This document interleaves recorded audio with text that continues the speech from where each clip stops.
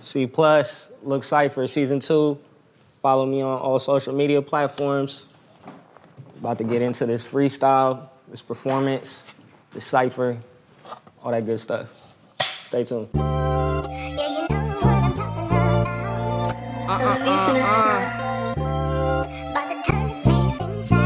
Look, there ain't no rules to this shit. I make it up.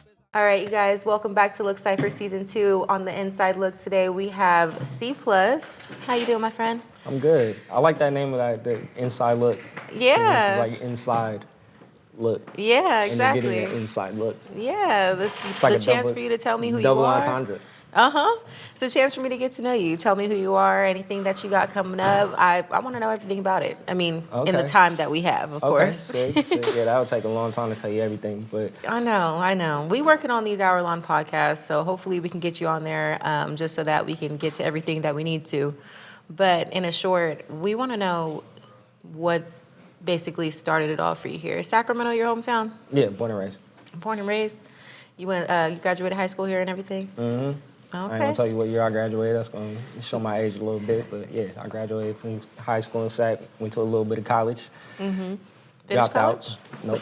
Okay, that's okay. College isn't for everybody. I didn't necessarily go to college. I'll eventually be going back, but sometimes you always gotta go back. Education is priceless, kids. Stay in school. Yeah. Sometimes you just gotta make your way, and if college isn't your way, then you ain't even gotta worry about it. Mm-hmm. So speaking of making your way, how did you make your way into music? I've been rapping since I was like really young. So I was like maybe like 13, 14. Okay. I would say like my love for hip hop really started with skateboarding. Skateboarding? Yeah, because a lot of skateboard videos would have rap in the videos. And then I would go on Napster, and, LimeWire, all that back in the day. And look for the songs that I heard in the videos and make like little mixtapes and stuff like that. So then that just kind of carried on like all through middle school and high school. And yeah. You say skateboarding. Were you into skateboarding yourself? Mm-hmm. Okay, yeah, got you. I skated before I rap. You skated before you rap? I've been skating since I was like 8, 9 years old. You still skate?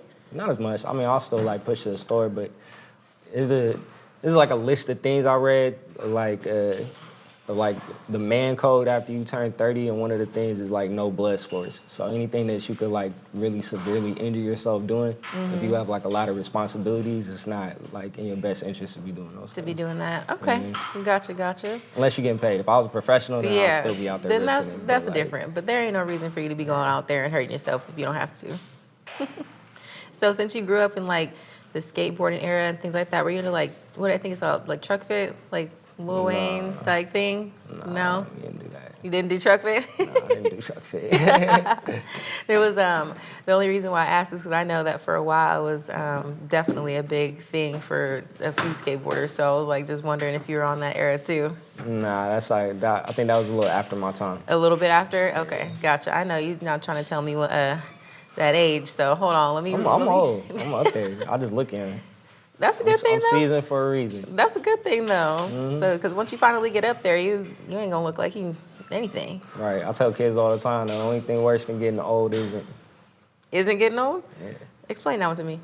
What happens if you don't get old? Then I don't know. What? Is that a trick question? Nah, it's not true.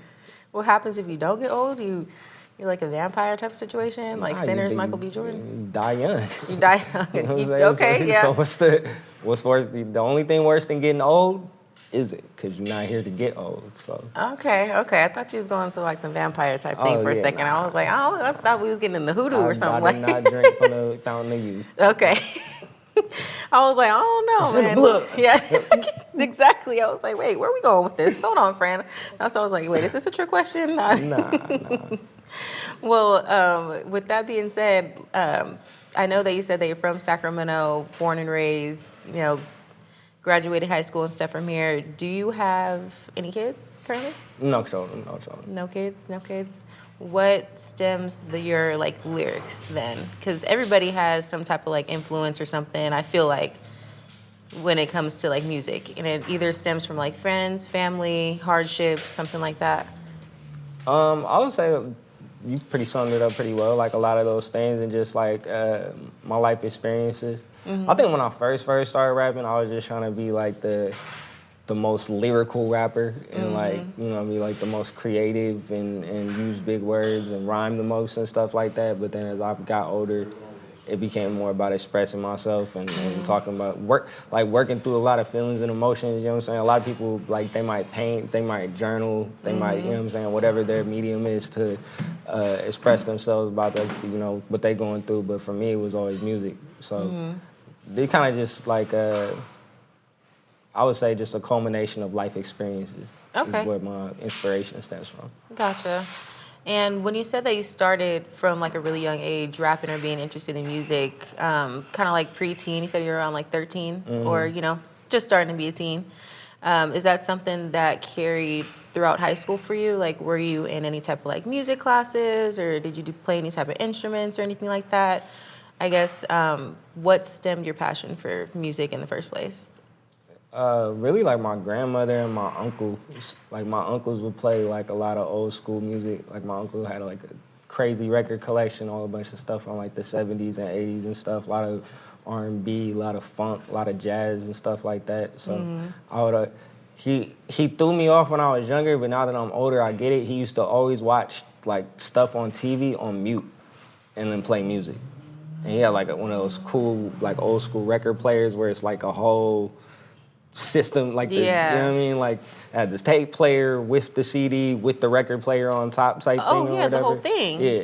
So he would play like a lot of music, and then my grandmother had like a really eclectic, interesting taste in music. Like she listened to like a lot of smooth jazz, again, like R&B, Sade.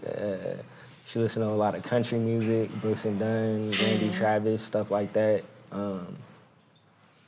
So, and then to answer your other question, I did play saxophone when I was in middle school, but I stopped when I got to high school. Okay, gotcha. So I played saxophone when I was younger, and then really just freestyling in the lunchroom, and you know, I ended up getting on I did like a call into the radio freestyle type thing when I was like, I think a freshman in high school, maybe like 15 years old. Did you? And I ended up being on the radio. And that was cool, like, you know, like first year of high school, and then everyone was like, oh, you was on the radio. Like, so. Was you on the phone listening to yourself on the radio?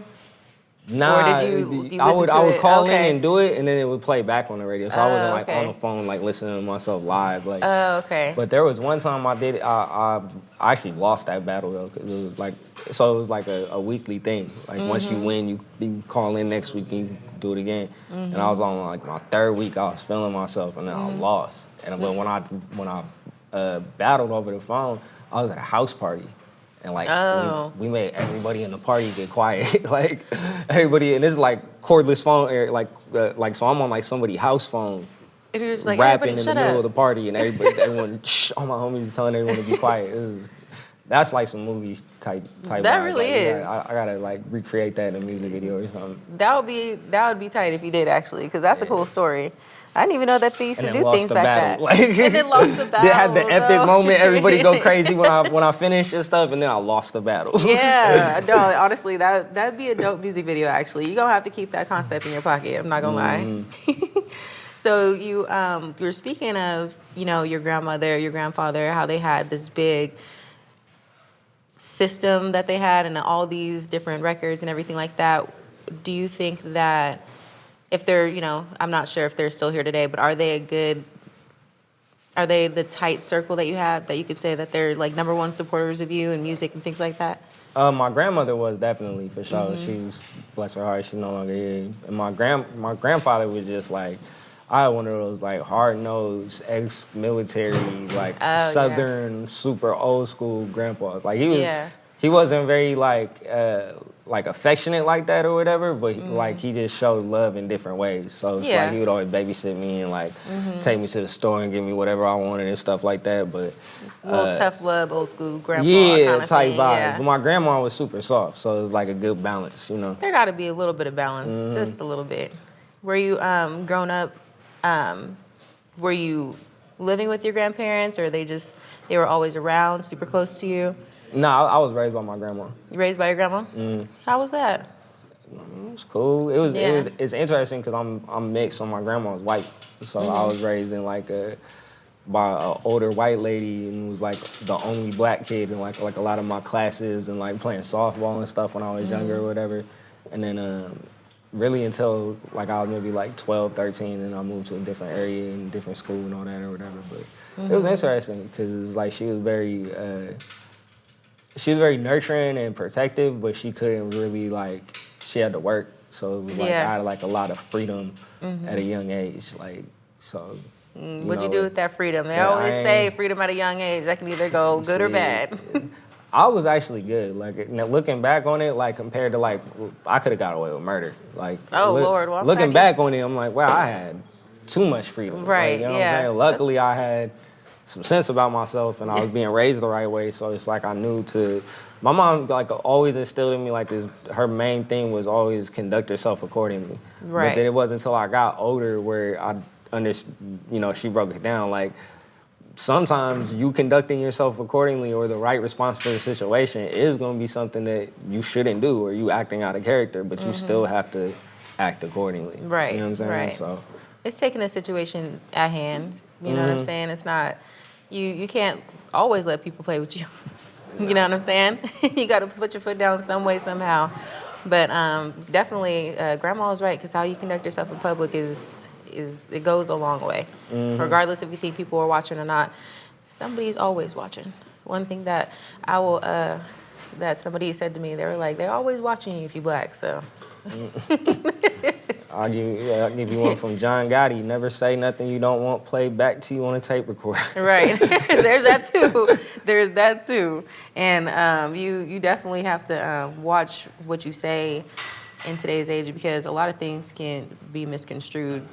Oh yeah, we live in a very PC society where it's like, you got to be very careful about how you and when you choose to voice your opinion and how you do it in the manner, like you say, like you conduct yourself, you know what I mean?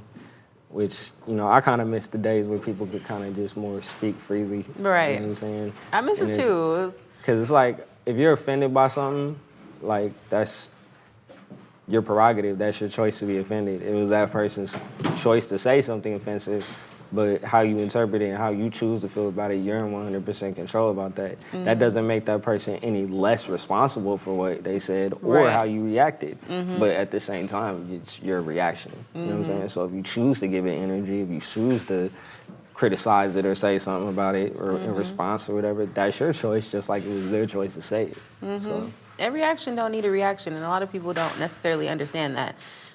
There's power in silence, for sure. No response is a response. That's exactly what I be saying. So I know that you've been doing music for a really, really long time. We can find you, of course, probably on YouTube, on Spotify, Apple Music. All streaming platforms, but Instagram. I would prefer people go to my website, which is plusmoneys.com. So my Instagram handle, plusmoney, with an S at the end, because the store is Plus Moneys. It's my store. So you go to plusmoneys.com, and I have a lot of my music for sale on a direct-to-consumer basis. I got a lot of merch. I got exclusive music that's only on the website, that you can only get it on the website because it's not on streaming platforms. Yeah. Yeah. So that's probably the best And way there's to get media to you. on there. There's a blog. There's videos and stuff like that. If you don't want to go to the YouTube, you can watch the music videos on the website. So, The website, it seems like that's where you can only get the exclusive content, though. So I think some stuff I'll throw it up on like SoundCloud or like Audio Mac or something. I'll sneak it out there. Won't really promote it and stuff like that. But it's like, I don't know. Like I released over 22 albums, so it's like 22. Yeah, and that's not the 22 albums. That's not including like mixtapes, EPs, singles, one like random stuff, features, like you know what I'm saying. So for me, like it's like almost like make it like an Easter egg hunt.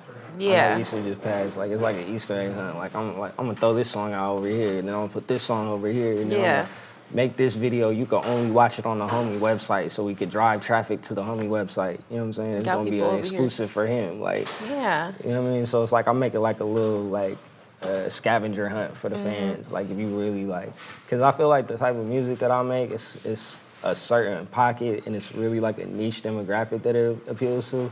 So the people that are into it are people like myself that are extremely passionate about hip hop. Yeah. So I know they care and they appreciate stuff like that. So. Yeah. You got people over here searching all over the place. You got me stressing out. That's what I be doing with Janae Aiko's music too. I'll be trying to find her in different type of places, and she got it all types of everywhere. But if you're a true fan, honestly, it's one of those things where we gonna find you. Just go to the website. Yeah, we gonna find you if regardless. regardless. If you go to my Instagram or my Twitter, the link to the website is in my bio. So Yeah, it's real easy. You can get to it. Yeah. So what do you think your target audience is for your music? I know you said that, people who view your music are more or less like passionate about it. Is that your end goal, is to find the people that are more passionate about rap and music in that sort of sense, or whoever finds you kind of situation? I think I cast a pretty wide net when it comes to the audience, but I think if I were to like have a target demographic, like who I'm focusing my music towards, or who like I think the message in my music is for, is young black males. Like, and I'm trying to like 12 to 25. Like that's like not like a necessarily, like I'm not preteen, teen, young adult, like, because it's like I'm speaking from this perspective of somebody in their 30s that's like still kind of looking like they in their 20s and moving around in certain circles because of the entertainment industry, where it's like I'm still around a lot of younger people. Right. So it's like when I talk to them and I kind of see where they're at with it mentally and stuff like that, and then it's like I think about where I was at when I was their age, and it's like, damn, like a lot of the older dudes gave us information that might have benefited the cause, it might have benefited the program, it might have benefited the play at the time, it might have just benefited them, but we gave them the benefit of the doubt that it was benefiting us, and it wasn't, you know what I'm saying? So it's like, I'm just trying to give the information to, people like myself so they can make better decisions, you know what I'm saying, and kind of just inspire, you know what I'm saying? I'm a hope dealer. Yeah. You know what I'm saying? Okay, I like that. I like that one. So is that what we can be looking forward to in the 22 albums that you release plus more at this point? Nah, it's a lot of this. It Okay. goes like this. Like, it's a lot of different, I think one of the constant things, like themes throughout my music is like just my, like, I don't really want to get into super detail about it, but just like a lot of my life experiences. Because it's like I spent, I worked in legal cannabis for over a decade. Okay, gotcha. So you see a lot of interesting things. Right. Working in cultivation, working in distro, working in a lot of these different environments and stuff like that. So it's like, it's a lot of that in the music as well. But there's also a lot of, I talk about relationships a lot. You know what I'm saying? Whether it be with, past romances, relationships with like friends and having fallouts and stuff like that. I'd say another constant theme in my music is just like slick talk, like just saying some fly shit. Like, you know what I'm saying? I talk about clothes a lot. Like if I name drop a brand, it's like it's gonna make you have to go Google it. It's not something that like everybody talking about type vibes. You know what I'm saying? If I talk about cars, it's because I've been in that car or I've owned that car. We got a prayer call going.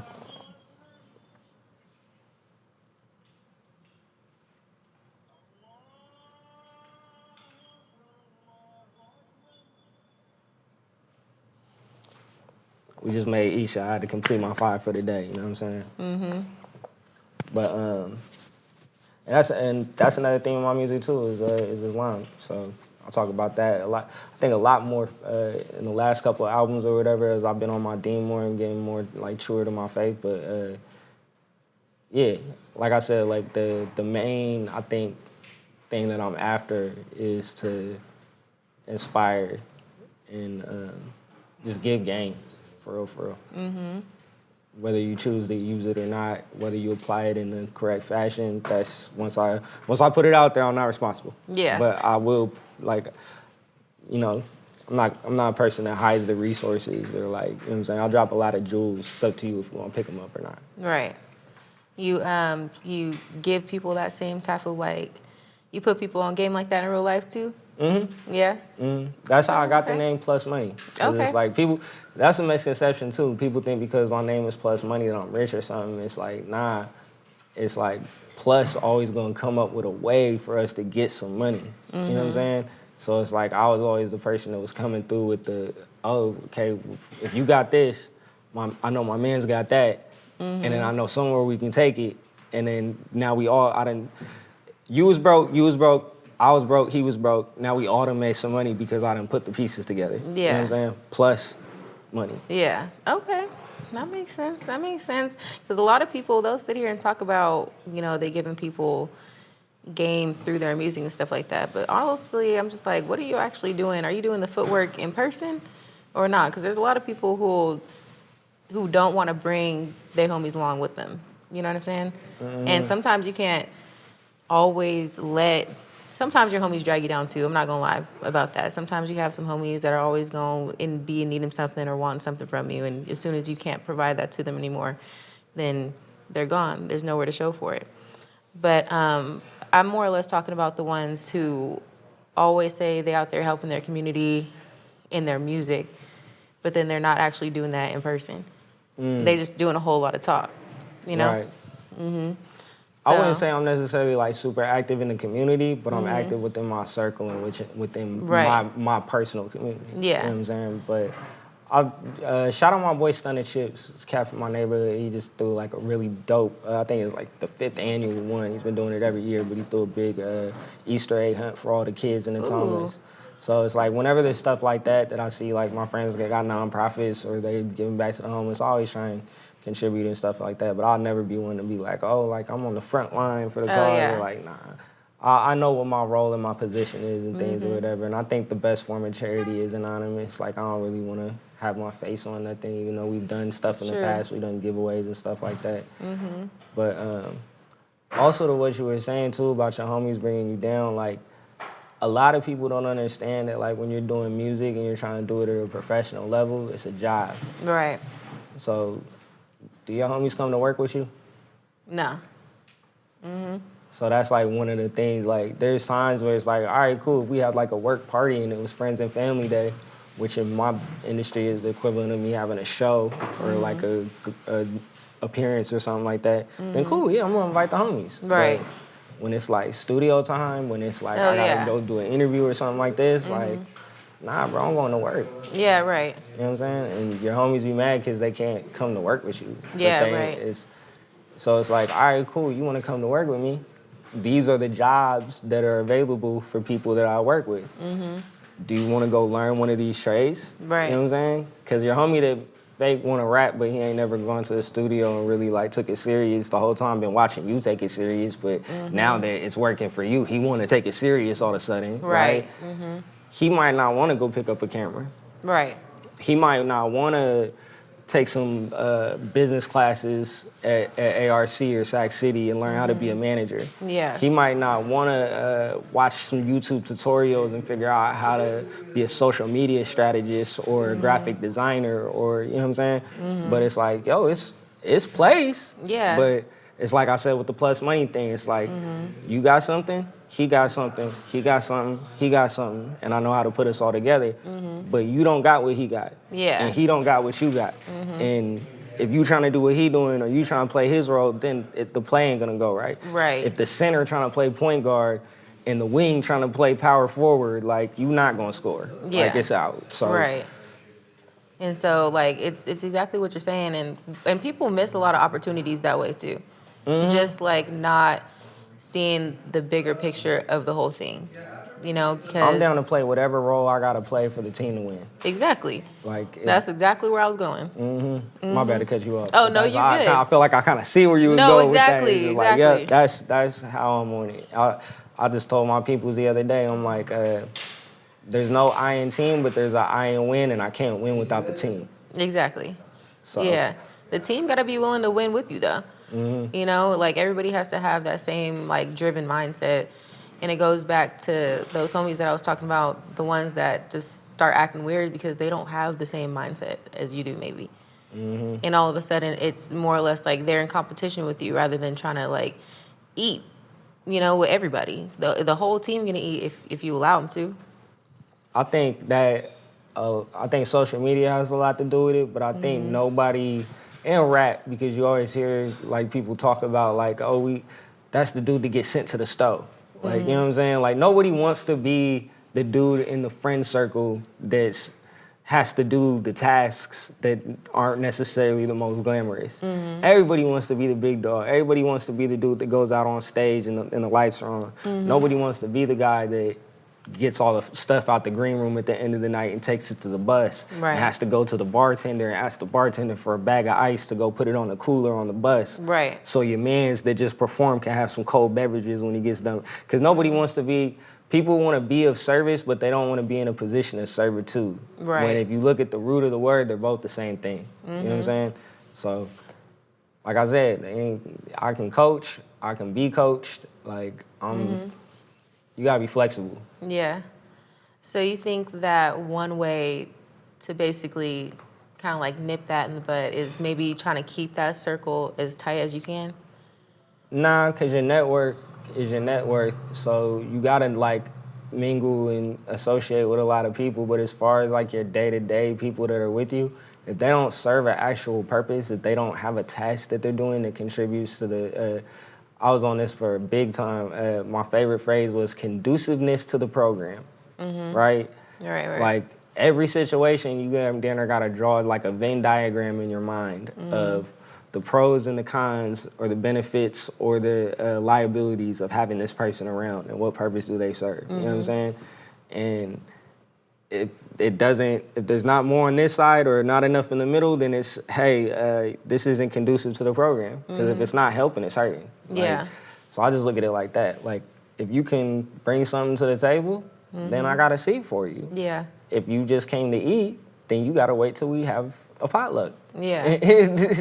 Or a barbecue. Like, You just took this whole process from out of my closet to real life, because I do the same thing with my clothes. I'm like, if I haven't worn it for a year, then I ain't gonna wear it. It's the same concept, but it's making me think a lot more about how you can apply those certain things you can actually apply to life and friends, family, whatever. Because I've done cut off a few family members too. Unfortunately. that's always rough when you got to see them at the family reunion. Oh, yeah. Or Thanksgiving or Christmas, and you know y'all ain't talked in hella long, but Yeah. y'all gonna fake it for the rest of the family. For the 'cause rest of the family, you yeah. don't want to disturb it. You know what I mean? Don't want to disturb the peace. So It's I a know once how a it year be. kind of thing. I could talk to you for one, and you know, but also it gives you the opportunity to see how much that person has grown too. Because some relationships don't always have to stay severed. You can pick them back up whenever you need them, or when it's beneficial to you, or when it's actually going to flourish the way that it needs to. That's a jewel for the young people out there. You don't always have to burn the bridge. There's always other bridges. You could just turn around and go take another bridge. You don't necessarily got to burn that bridge. Exactly. Thank you. That was a good way to put that too. We just rolling right off each other's tongues. I like that one. All right. Well, do you have any upcoming projects? So I have a album with a young producer by the name of Finesse God, who's actually from Sacramento as well. That's coming out on the 28th of April, and it's entitled Add and Multiply.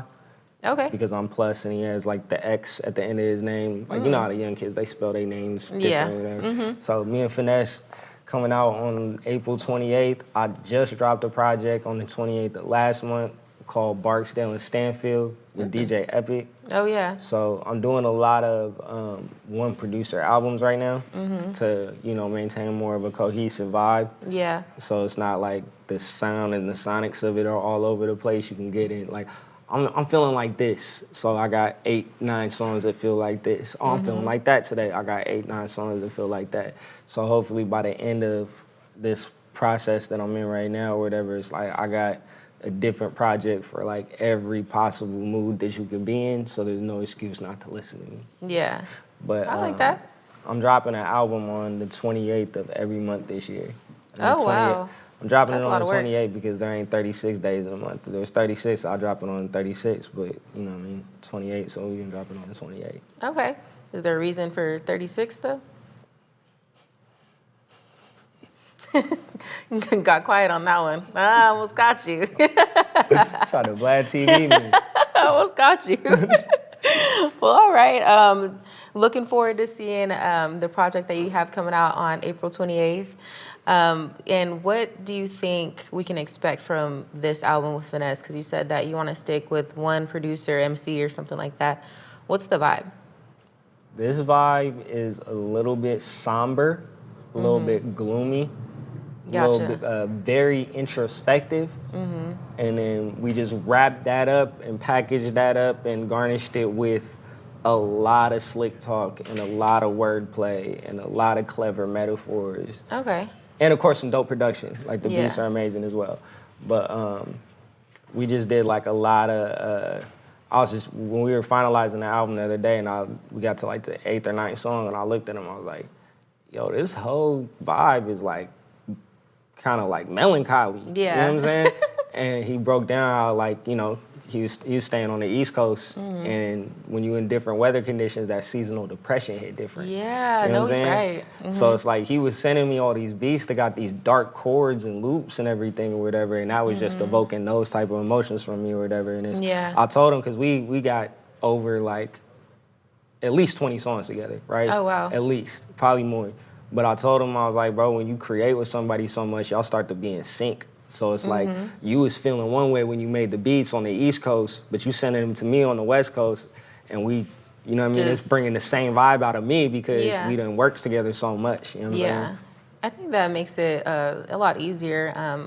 Talking about, I was actually talking about this with a different artist earlier about how coming together with either another artist or an MC or something like that, it can be a little bit challenging depending on, you know, different personalities that you guys may have, share different, you know, ideas with things like that. So the fact that you can have someone where you can entrust to bring a vision together is definitely something special because it doesn't come easy all the time.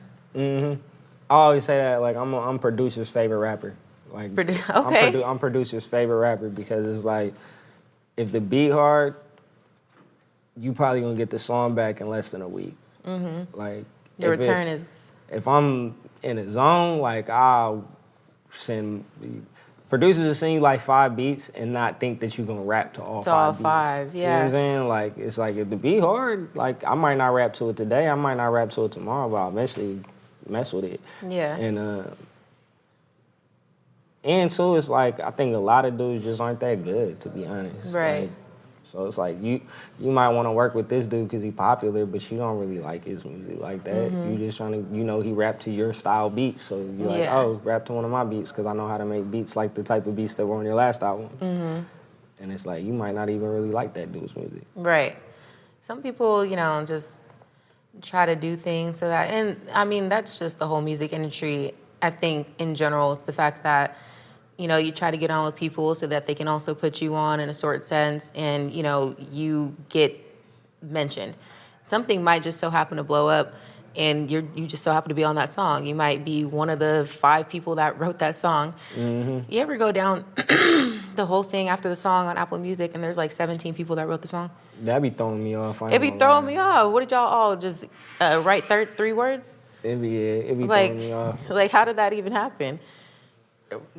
So it threw me off before I understood how the music industry worked, and when I found out how it actually works, it threw me off even more. Yeah. Because it's like didn't even explain it. people's names will be on the song that had nothing to do with the record being made. Yeah, that's what be confusing me. I'm like, They might have A&R the play, and you can't give the A&R credit in the Apple Music credits, but you could say he played this instrument, or you could say he wrote this, or he did that. So okay. it's people's names that be in placements that really just did some clerical work, or were the person that made the phone call to make the play happen, which is that's important. I'm Yeah. not downplaying how important that is, but when I started finding out that, like, oh, this dude isn't a producer, he didn't play nothing, no sounds on his beat, he worked at the record label, and y'all gave him credit on the album yeah, as a producer. yeah. Not an executive producer, because Yeah. I understand what an executive producer Right, role right, is. right. You know what I'm saying? But you said he made the beat, and he didn't make the beat. And then you find out, oh, this dude that made the least money on the song, that has the smallest name in font on the record, made the whole beat, and y'all each came in and played 3 sounds, and then y'all gave more credit to the dude that didn't play a single sound on it? Right.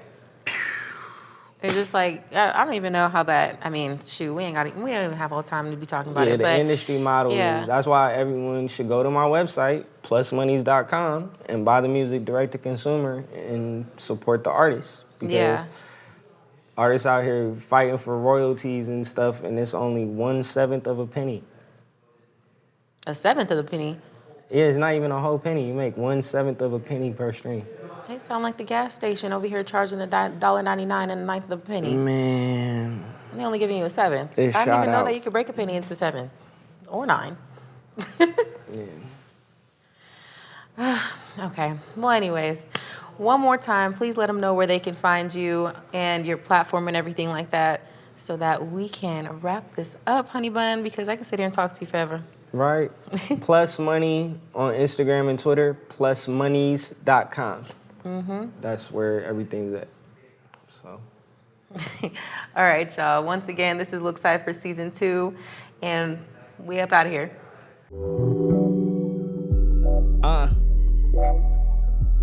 I left a ladder to escape every time I dug a ditch. If you wanna be ace, you gon' need a money Mitch. All my niggas stand up, they ain't on no funny shit. I dropped 10 projects like I flipped 100 bricks. I had to let it go. Dealt with my depression, I ain't never take